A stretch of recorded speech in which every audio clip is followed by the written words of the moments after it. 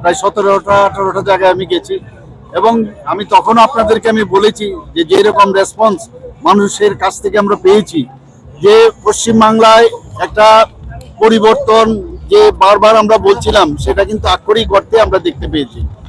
এবং শুধু পশ্চিমবাংলায় না, আপনারা দেখেছেন আমাদের ত্রিপুরাতে একটা উপনির্বাচন হয়েছে এবং সেখানেও আজকে ভারতীয় জনতা পার্টির যে বিজয় রথ সেখানেও আমরা দেখতে পাচ্ছি প্রায় 18,000 ভোটে সেখানেও আমরা জয়লাভ করেছি এই উপনির্বাচনে। আসামে আমরা জিতেছি, আমরা পন্ডিচেরিতেও আমাদের এনডিএ সরকার এসছে এবং সমস্ত জায়গায় ইভেন আমরা বেশ কয়েকটা সিট আমরা এবার কেরালাতেও পেয়েছি। কেরালাতেও আমি গিয়েছিলাম, আপনারা সবাই জানেন। তো সব জায়গায় যেভাবে ভারতীয় জনতা পার্টি মাননীয় প্রধানমন্ত্রীজির যে মার্গদর্শনে আমরা চলছি এবং মানুষ চাইছে যে একটা সরকার, এরকম সরকার হোক যেখানে শান্তি বিরাজ হোক, সেখানে মানুষ নিরাপত্তাহীনতায় যেন না ভুগে, এরকম একটা সরকার হোক।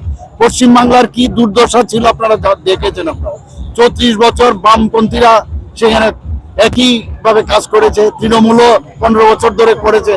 মানুষ এখন ভয়ের থেকে বেরিয়েছে।